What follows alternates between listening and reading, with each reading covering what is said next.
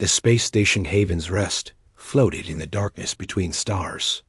It was built to be neutral ground, a place where enemies could meet without fear.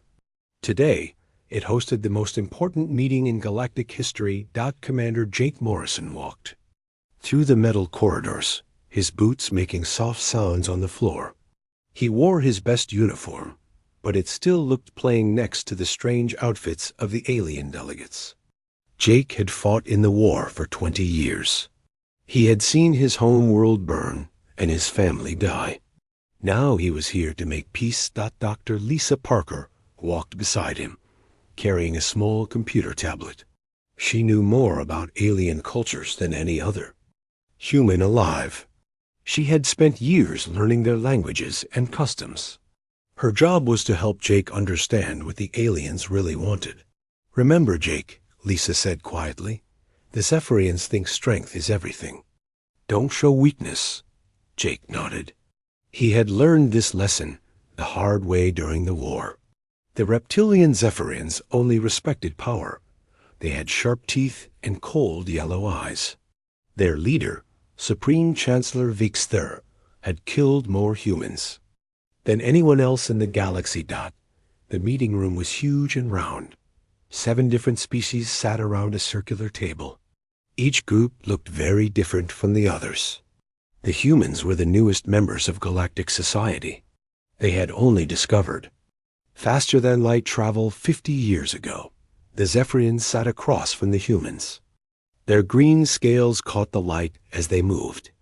Vexter stared at Jake with hatred in his eyes. Next to them sat the ethereals, beings made of living crystal who spoke in musical tones. They thought they were better than everyone else because they were old and wise. The collectors looked like giant insects with many arms. Their leader clicked and buzzed when it talked. They worked as one mind, sharing all thoughts. The Void Walkers were harder to see. They were made of energy and light, changing shape as they moved. At the head of the table sat the architects. They were supposed to be neutral, but Jake didn't trust them. They had been around the longest and claimed to want peace for everyone. But Jake suspected they had their own plans. "We gather here today to end the Great War," announced First Architect Zan. His voice was calm and smooth. "For 30 years, our peoples have fought. Billions have died. Entire star systems have been destroyed. This must stop." Jake looked around. The table. Every species here had hurt humanity in some way. The Zephyrians had attacked Earth first. The collectors had taken human colonies as slaves. Even the peaceful ethereals had refused to help when humans begged for aid. "Let us begin with the human demands," Zan continued. Jake stood up slowly. "We want our people returned. The collectors took millions of humans as workers. We want them freed. We want our colonies back. And we want to be left alone to grow and develop." Vexter laughed, a harsh sound that echoed in the room. "Humans make demands? You are children playing with toys you don't understand. You have no right to make demands." "We have every right," Jake replied firmly. "We defended ourselves. We fought back when you attacked us." "And look what happened," said the collector leader, its voice buzzing like insects. "Your worlds burn. Your people die. You are weak." The ethereal representative hummed a low note. "Perhaps we should discuss what is possible, not what is wanted." Lisa leaned forward. "What do you mean?" "The humans must accept their place," Zan said. "You are young. You are small. You cannot compete with older, wiser species." Jake felt his anger rising. "What exactly are you saying?" Vexther's yellow eyes gleamed. "We are saying you will give us 10 of your colonies. You will limit your military to defense only. You will share all your technology with us. And you will accept our guidance in all important matters." "That's not peace," Jake said. "That's surrender." "It is survival," replied the Void Walker delegate, its voice like wind through metal. "Be grateful we allow you to exist at all." "Lisa." checked her tablet quickly. The translation programs showed the aliens were using words that meant servants and pets when they talked about humans. This wasn't a peace negotiation. It was a trap. And if we refuse? Jake asked. The room fell. Silent. Then Vexler smiled, showing all his sharp teeth. Then you die. All of you. Every human in the galaxy. Jake looked at Lisa. She nodded slightly. They both understood now. The aliens had never wanted peace. They wanted to make humans into slaves. The war had been going badly for all sides, but the aliens thought they could win if they worked together. I need time to think about this, Jake said. You have 1 hour, Zan replied.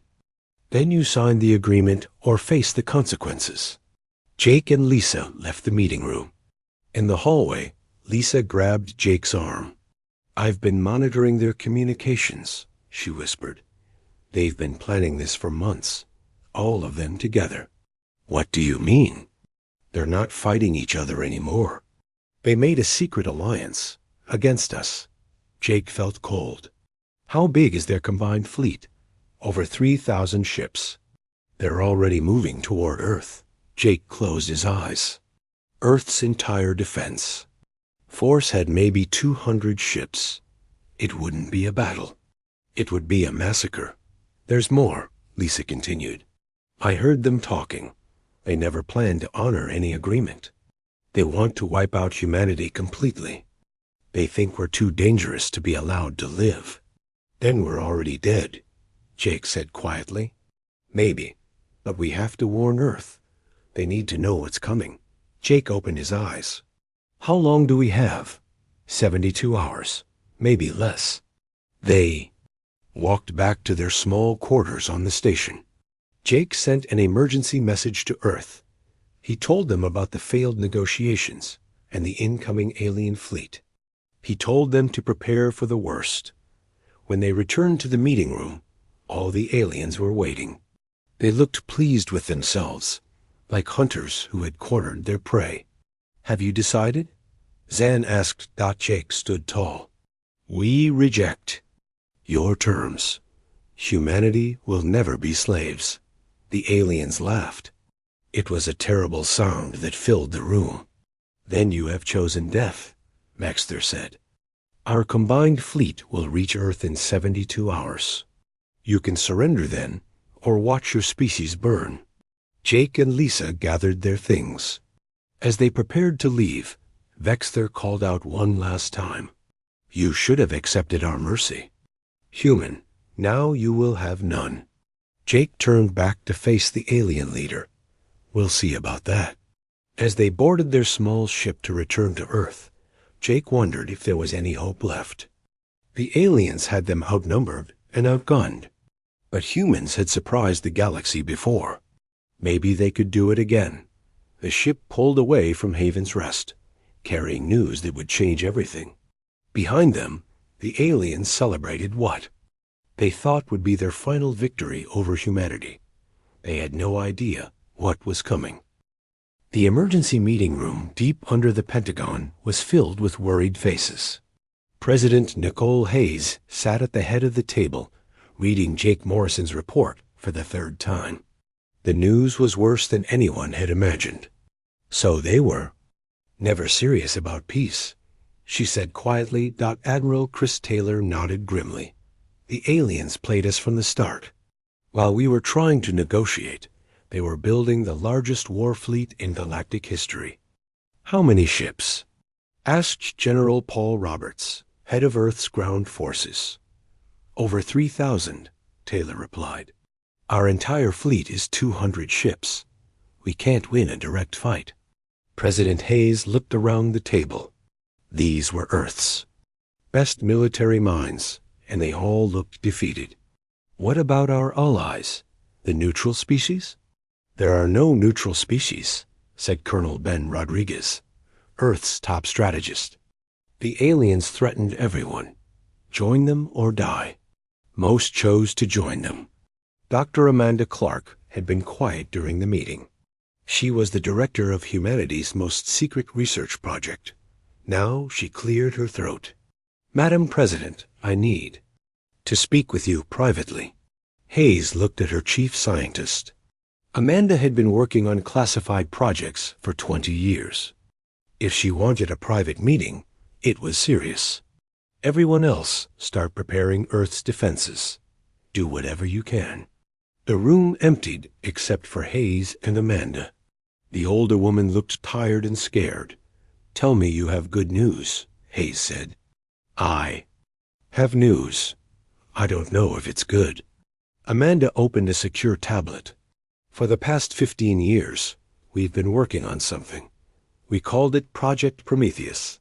"What kind of project?" "We've been studying alien technology. Not just copying it, but understanding how it works. Every alien species uses the same basic principles, the same quantum foundation." Hayes didn't understand the science, but she could see where this was going. "You found the weakness. We found the weakness. All alien technology depends on a specific quantum frequency. If you disrupt that frequency, their technology stops working. All of it? All of it. Ships, weapons, computers, life support systems. Everything." Hayes felt a chill. How big would the effect be? Amanda was quiet for a long moment. "We could shut down every piece of alien technology in the galaxy, instantly. That's impossible." "No, it's not. We built it. We call it Pandora's Box." Hayes stared at her. "You're talking about destroying galactic civilization." "I'm talking about saving humanity."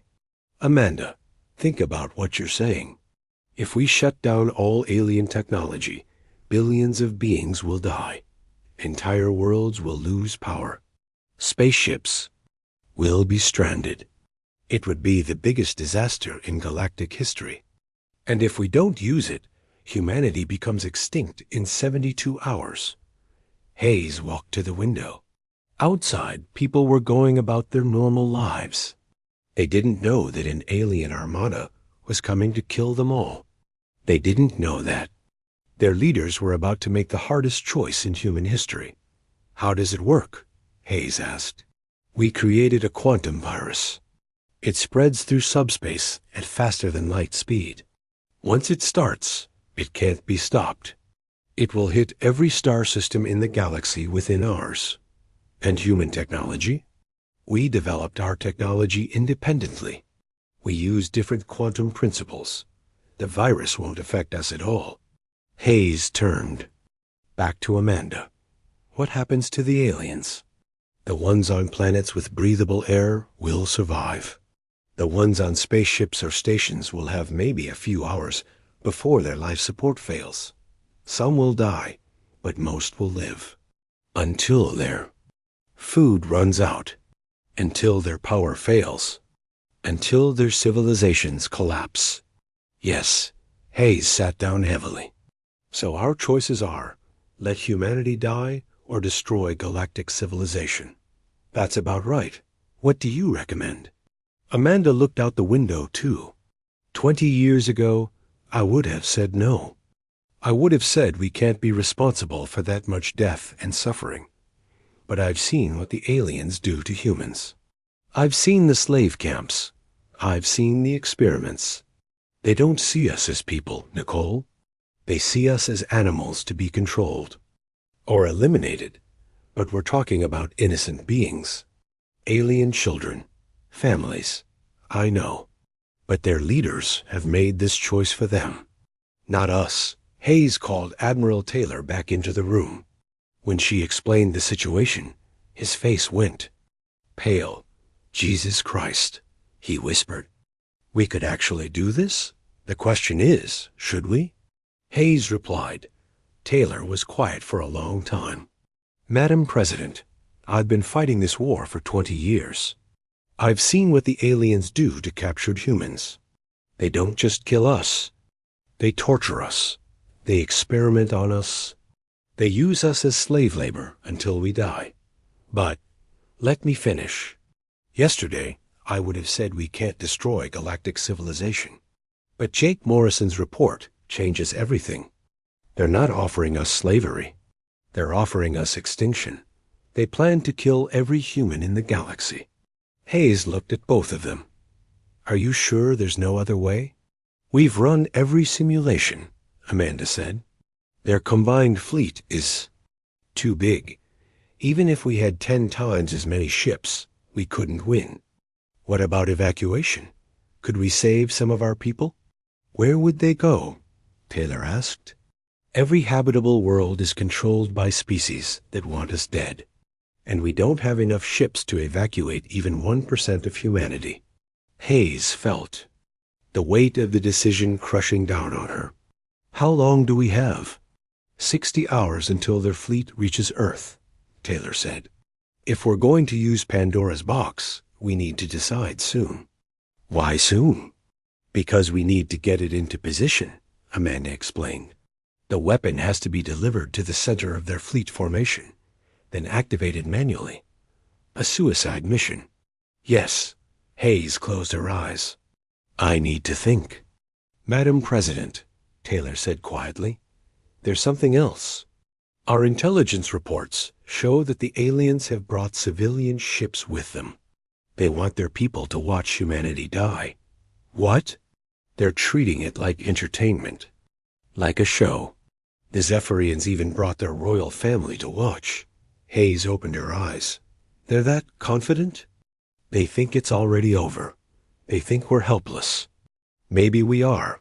No, Amanda said firmly. We have Pandora's box. We have a choice.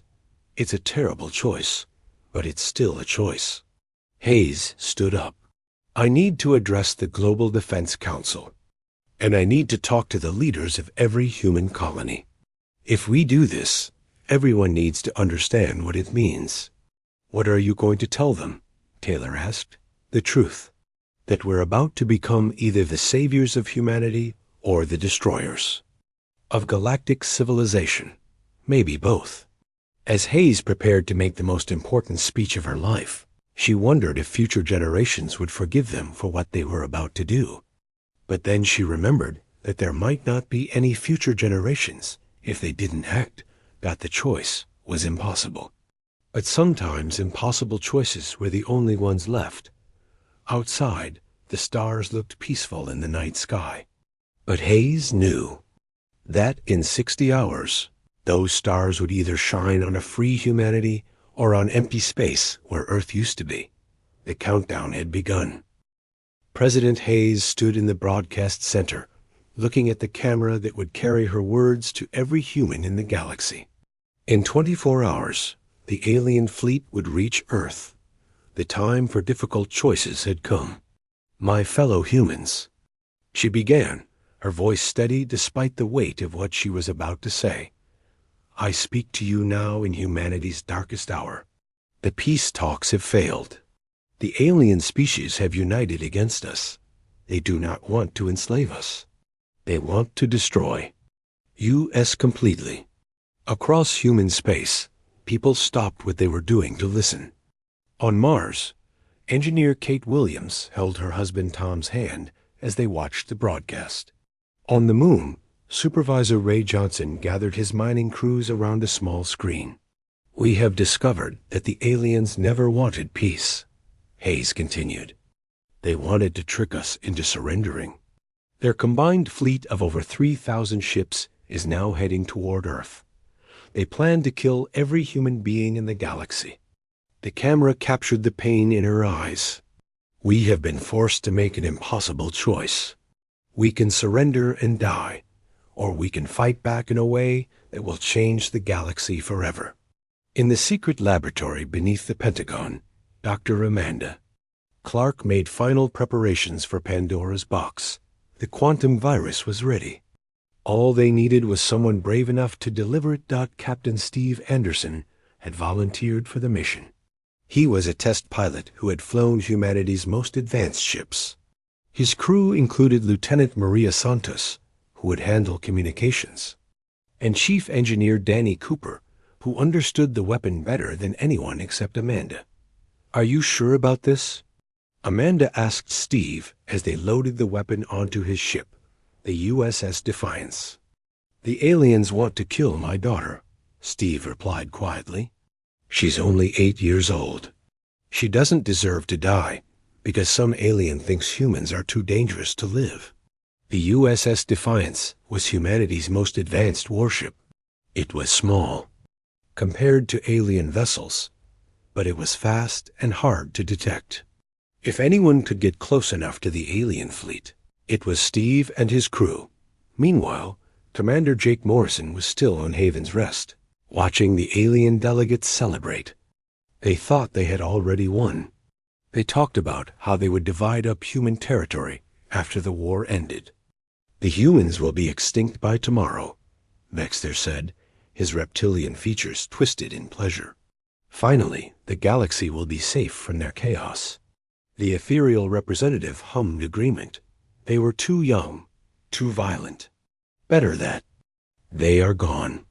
Jake wanted to tell them what was coming, but he couldn't risk warning them. Instead, he sent one last message to Earth. The alien fleet was massive, but they were overconfident. They had no idea what humanity was planning.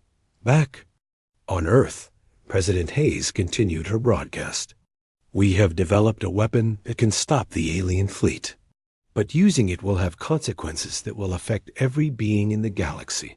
We did not want to make this choice, but the aliens have left us no other option." She took a deep breath. "If we do nothing, humanity dies. If we use our weapon, we will disable every piece of alien technology in the galaxy. Their ships will stop working. Their cities will lose power. Their civilizations will collapse." The weight of what she was saying settled over her audience. This wasn't just about saving humanity. It was about destroying the galaxy as it existed. "Some of you will say this is wrong," Hayes continued. "You will say we have no right to make this choice for billions of alien beings. But I ask you to remember, they made this choice for us first. They chose to commit genocide. We are simply choosing to survive." On the USS Defiance, Steve and his crew were making final preparations. They had studied the alien fleet formation. The weapon needed to be activated at the center of their formation to have maximum effect. "Are we really going to do this?" Maria asked, checking her communication systems. "We're going to save humanity," Danny replied, working on the weapons. "Activation sequence. Whatever it takes, but we'll be killing billions of aliens." "No," Steve said firmly. "We'll be stopping them from killing billions of humans. There's a difference." The alien fleet was now visible on Earth's long-range sensors. It was the largest military force ever assembled in galactic history. Ships from 7 different species, all working together to destroy humanity. Admiral Taylor watched the approaching fleet from Earth's main defense station. Even with Pandora's box, this was going to be close. The USS Defiance had to get within the alien formation without being detected. "Defiance, this is Earth Control," Taylor said into his communicator. "You are cleared for launch. Good luck." "Earth Control, this is Defiance," Steve replied. "We'll see you on the other side." The small ship launched into space, carrying humanity's last hope. Behind them, Earth's defense fleet prepared for battle. They would try to buy time for the Defiance to reach the alien formation. President Hayes concluded her broadcast with words that would be remembered forever. "To the aliens who forced this choice upon us, we wanted peace. You chose war. We offered cooperation. You chose genocide. This is what happens when you leave a species with nothing to lose." The transmission ended. Across human space, people prepared for what was coming. Some prayed, some cried, some just held their families close and waited. On Haven's Rest, Jake Morrison prepared to evacuate. The space station's alien technology would be affected by the weapon. He had to get to a human ship before the virus activated. The USS Defiance moved through space toward the alien fleet. They used every stealth system they had, but getting close would still be nearly impossible. The aliens had sensors that could detect a ship from light years away. Alien fleet is changing formation, Maria reported. They're preparing for final approach to Earth. How long until we're in position? Steve asked. 30 minutes, Danny replied. But we have to get past their outer picket ships first. The next 30 minutes would determine the fate of the galaxy. Either humanity would survive as the last technological civilization, or they would die with honor, knowing they had fought back against impossible odds. Steve looked at his crew.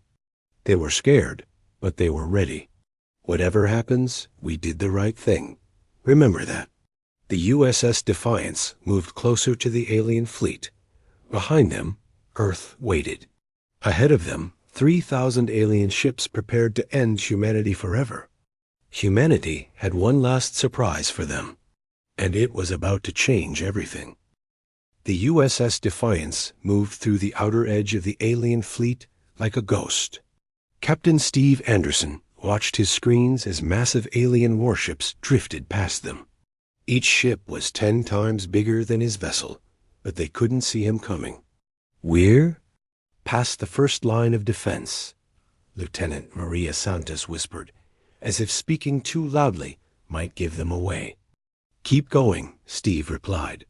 "We need to get to the center of their formation." Chief Engineer Danny Cooper was making final adjustments to Pandora's box. The quantum virus was ready to deploy. Once activated, it would spread through subspace, faster than light itself.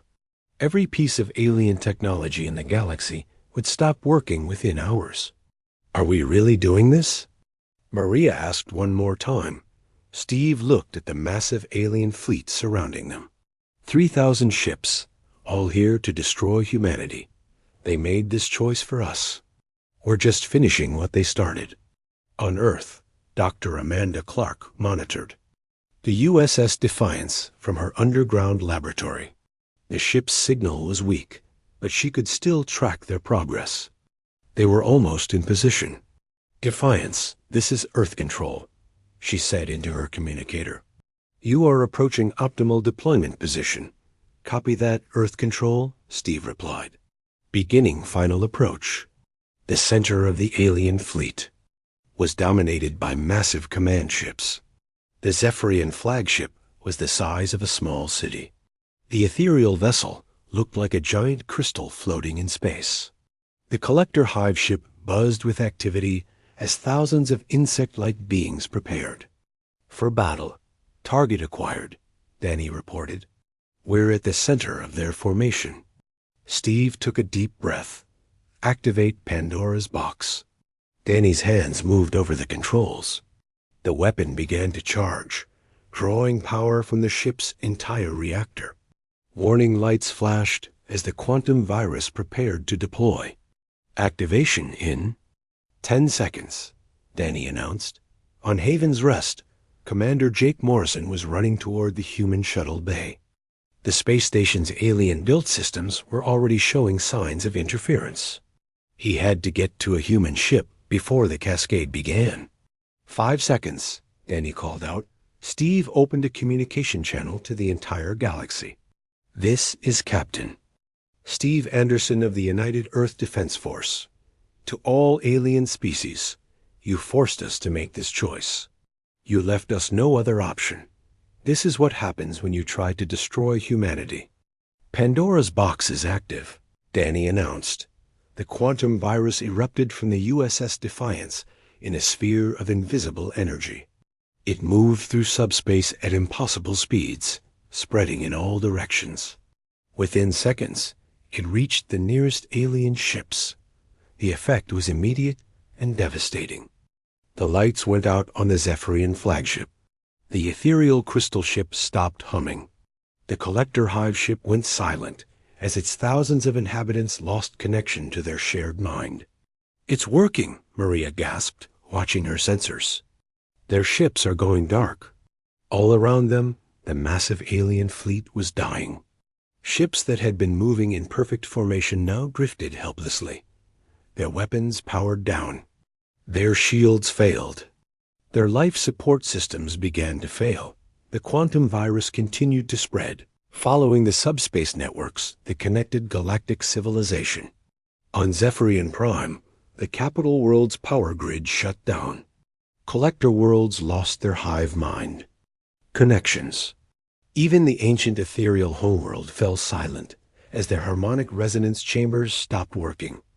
On Earth, Amanda Clark watched the readings in amazement.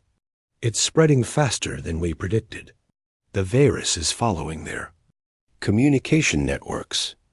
Admiral Taylor stood beside her, watching the galaxy's quantum signatures disappear from their screens. How far will it spread? Everywhere. Every star system with alien technology. Every ship, every space station. All of it, President Hayes, had joined them in the underground facility. She watched the displays showing the collapse of galactic civilization. What have we done? We've saved humanity, Amanda replied. But we've also ended the galaxy as we knew it. On Haven's Rest, Jake Morrison reached the human shuttle just as the station systems began to fail. The artificial gravity flickered. The air recycling system stuttered. Emergency lighting came on as the main power died. The alien delegates were panicking. Vexther's personal communicator had gone dead. The ethereals could no longer hear their homeworld songs. Even the architects, who had seemed so confident, were now helpless as their ancient technology failed. What is happening? Vexther demanded, his yellow eyes wide with fear.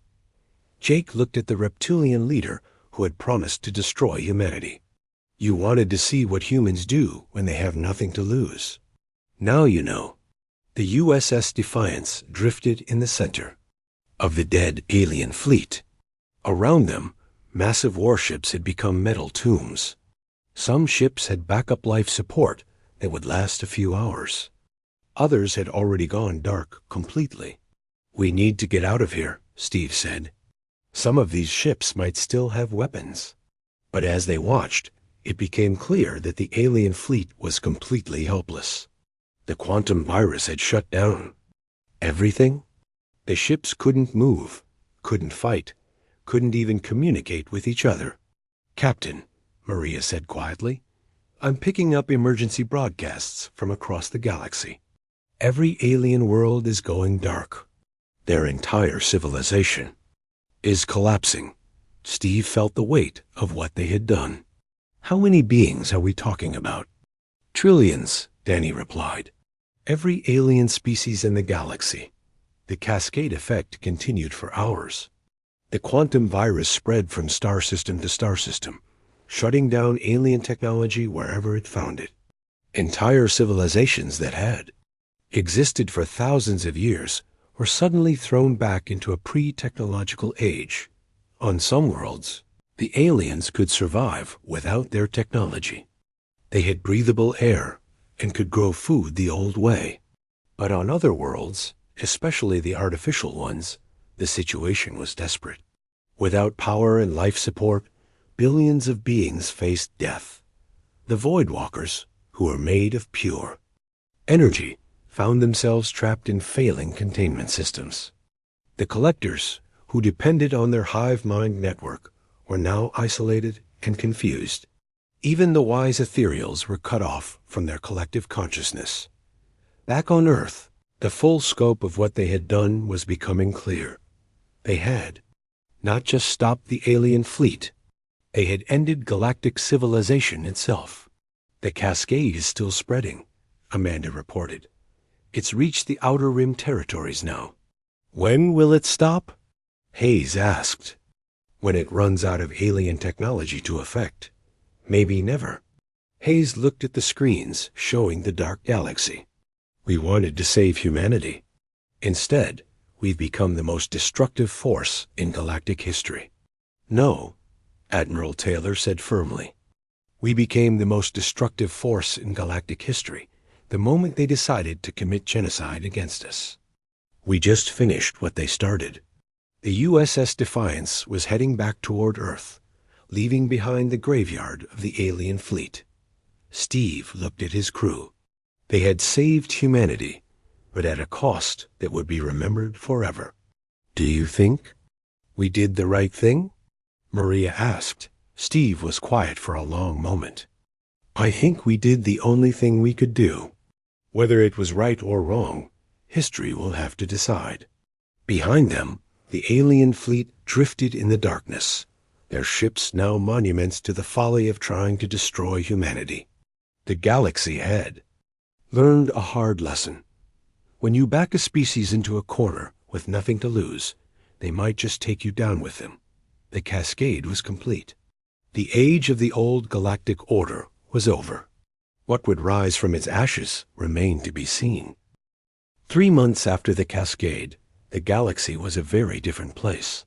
Human ships moved through space lanes that had once been crowded with alien traffic. Now they were empty and silent, like highways after a disaster. President Nicole Hayes stood in the rebuilt command center on Earth, looking at reports from across the galaxy. The news was both encouraging and heartbreaking. Humanity had survived, but the cost was enormous. What's the latest from the Outer Rim? She asked Admiral Chris Taylor, who now held the title of Director of Galactic Operations. The Zephyrian colonies are struggling, Taylor replied. Without their technology, they can't transport food between worlds. Millions are starving. Hayes closed her eyes. This was the burden they now carried. What about the relief ships? Captain Anderson is leading a convoy to their homeworld. We're bringing medical supplies and food generators. Captain Steve Anderson had become something of a legend among humans. The man who delivered Pandora's box was now leading humanitarian missions to help the people he had helped defeat. It was a strange twist of fate. On the former Zephyrian capital world, Steve watched as his crew unloaded supplies. The proud reptilian warriors who had once threatened to destroy humanity now lined up quietly to receive human aid. Their eyes still held anger, but also something else. Respect. Why do you help us? Asked General Kasheth, who had once been one of Vexther's top commanders. We tried to destroy you. Steve looked at the alien leader. Because we're not like you. We don't believe in genocide. The Zephyrian general was quiet for a moment. Perhaps we were wrong about humans. Perhaps you were. Back on Earth, Dr. Amanda Clark was working on a new project. She had developed a way to restore alien technology selectively. It was a slow process, but it gave them hope that the galaxy could be rebuilt. The key is to modify their quantum frequencies, she explained. To President Hayes, we can bring their technology back online, but only if we control the process. And they have to agree to our terms, Hayes added. Exactly. No more weapons of mass destruction.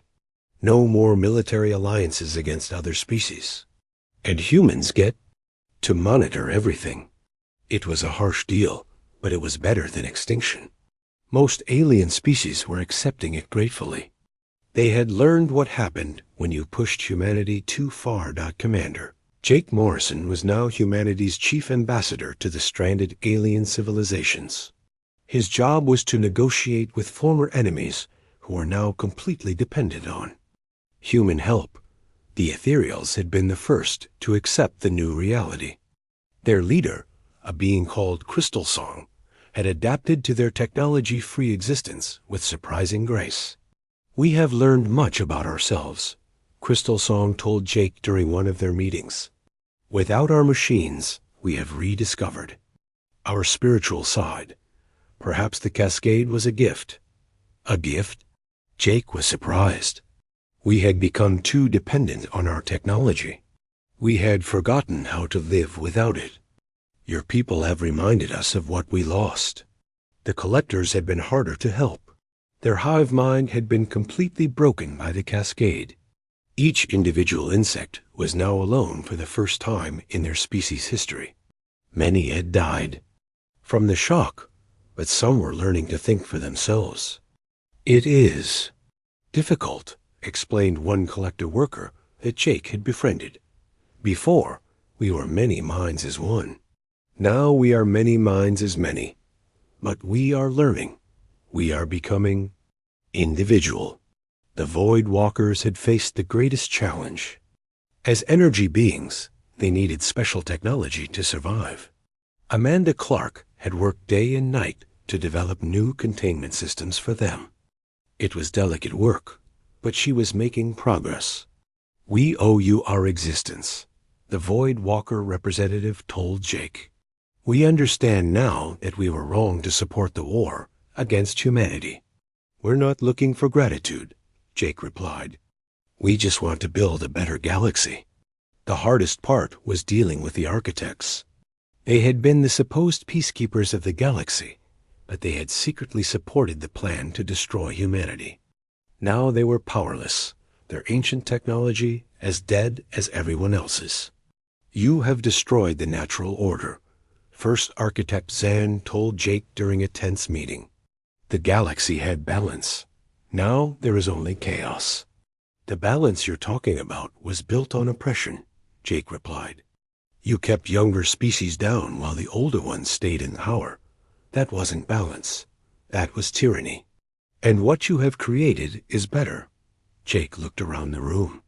They were meeting on a restored space station, one that now used human technology. Representatives from all the major species were there, and for the first time in galactic history, they were meeting as equals. "Yes," Jake said simply. "It is better."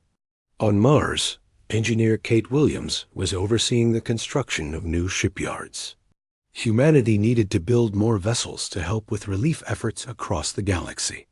Her husband Tom was training for her alien soldiers to work alongside human crews. "It's strange," Kate told Tom one evening as they watched the sunset over the Martian landscape. 6 months ago, these people wanted to kill us all. Now they're working with us to rebuild the galaxy." "People change when they have to," Tom replied. "The aliens learned that humans aren't going to be pushed around. We learned that we can be merciful even to our enemies." "Do you think we did the right thing, using Pandora's box?" Tom was quiet for a moment. "I think we did the only thing we could do. And I think the galaxy is better for it." On the moon, Ray Johnson was working with a mixed crew of humans and aliens to extract rare minerals needed for the rebuilding effort. The aliens worked hard and followed orders without complaint. The war had taught everyone hard lessons about cooperation. President Hayes often visited the relief centers where human doctors worked, alongside alien healers to treat the victims of the cascade. It was heartbreaking to see the suffering they had caused, but it was also inspiring to see how quickly enemies could become allies when faced with a common crisis. "Madam President," Dr. Lisa Parker approached her during one such visit. Lisa had become the head of the new Galactic Health Organization. "I wanted to show you something." She led Hayes to a ward where human and alien children were playing together. A young Zephyrian child was teaching a human girl how to make patterns with colored stones. An ethereal youth was humming gentle melodies to comfort a crying human. "Baby, this is the future," Lisa said softly. "These children don't remember the war. They don't see enemies when they look at each other. They just see friends." Hayes felt tears in her eyes. Maybe we really did do the right thing. The formal ceremony took place 1 year after the cascade. Haven's Rest had been rebuilt using human technology, and it once again served as neutral ground. But this time, the negotiations were very different. Jake Morrison, now bearing the title of Galactic Peace Commissioner, stood before the assembled delegates. Every surviving species was represented, and for the first time in galactic history, they were meeting as equals. "We gather here to sign the new Galactic Compact," Jake announced.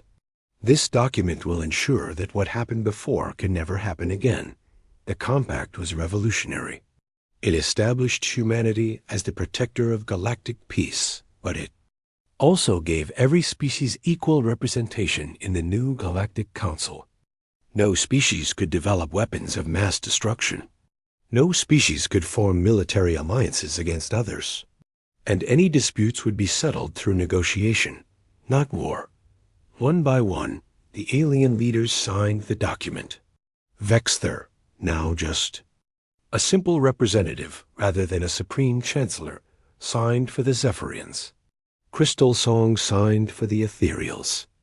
Even the individual collectors, each thinking for themselves now, signed the compact. When it was over, Jake looked around the room. Today marks the beginning of a new age. An age where strength is measured not by the size of your fleet, but by your willingness to help others. An age where the weak are protected, not enslaved. As the delegates left the ceremony, many stopped to thank Jake personally. Former enemies now spoke of humans with respect and gratitude. The species that had once tried to destroy humanity now looked to them for leadership and protection. President Hayes watched the ceremony from Earth, feeling a mixture of pride and sadness. They had saved humanity, but the cost had been enormous. Billions of beings had suffered because of their choice. Yet from that suffering, something beautiful had emerged. Captain Steve Anderson, now an admiral in charge of the Galactic Relief Fleet, often visited schools to talk to children about the war and its aftermath. When they asked him if he regretted using Pandora's box, his answer was always the same.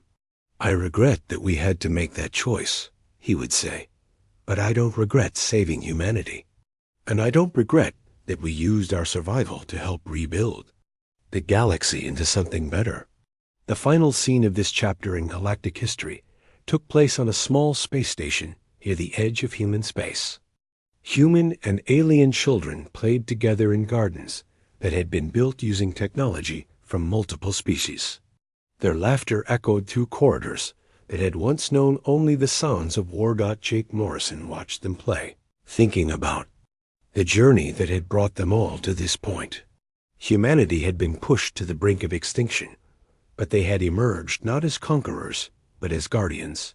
They had done the unthinkable, and in doing so, they had created something that no one had thought possible, a galaxy at peace, the old Ord.